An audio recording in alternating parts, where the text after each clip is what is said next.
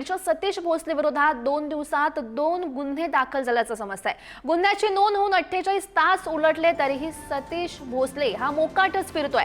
बीडमध्ये अमानुष मारहाण केल्याचं सतीश भोसले याचे काही व्हिडिओ सध्या व्हायरल होत आहेत। सतीश भोसले याला तातडीने अटक करा, सामाजिक कार्यकर्त्या अंजली दमानिया यांनी ही मागणी केल्याचं बघायला मिळत आहे।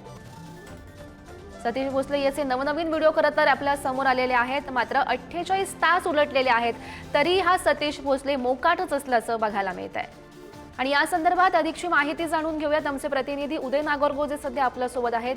उद्या आपण बघतोय खरं तर या दोन दिवसात नवनवीन व्हिडिओ सतीश भोसलेचे समोर आलेले आहे, मात्र जवळपास आता 48 तास झालेले आहेत हा व्हिडिओ समोर येऊन, जो पहिला व्हिडिओ होता, मात्र तरी सुद्धा सतीश भोसले मोकाटच असल्याचं बघायला मिळत आहे।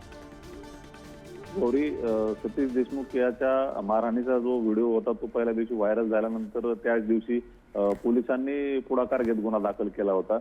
त्यानंतर दुसरा गुन्हा देखील दाखल झाला आहे, तसेच त्याचे वेगवेगळे व्हिडिओ देखील समोर आले आहेत। आणि या दरम्यान आता शिरूर पोलिसांचे 2 पथकं त्याच्या मागावर आहेत, परंतु अद्यापपर्यंत त्याच्यापर्यंत पोहोचण्यात शिरूर पोलिसांना यश आलं नाही। यामुळे आता या पथकाच्या कामगिरीवरच कुठेतरी प्रश्नचिन्ह निर्माण होते, कारण 3 दिवस झाले जवळपास हा आरोपी अद्यापही पोलिसांना हाती लागलेला नाही। दुसरीकडे त्याच्या दहशतीचे जे प्रकार आहेत नवनवे ते देखील समोर येत आहेत आणि अशा प्रकारच्या आरोपीला अटक करण्यात पोलिसांना अपयश येत असल्यानं कुठेतरी कार्यक्षमतेवर प्रश्नचिन्ह उभा राहत असून आता या प्रकरणातील या आरोपीला तात्काळ अटक करावी अशी मागणी केली जात आहे। आणि याच प्रश्नावर उद्या शिरूर बंदची देखील हाक देण्यात आली आहे। आता यामध्ये कशा पद्धतीनं सगळा शिरूरकरांचा रोष दिसतो हे देखील पाहणं महत्त्वाचं ठरणार आहे, परंतु तुर्तास तरी या आरोपीच्या अटकेसाठी पोलिसांकडून विशेष प्रयत्न केले जावेत अशीच मागणी पुढे येत आहे। गौरी, नक्कीच उदय, नेमका कधी हा सतीश भोसले अटकेत येतो आणि त्याच्यावर नेमकी काय कारवाई केली जाते बघणं महत्त्वाचं असेल। उदय, धन्यवाद दिलेल्या सविस्तर माहितीसाठी।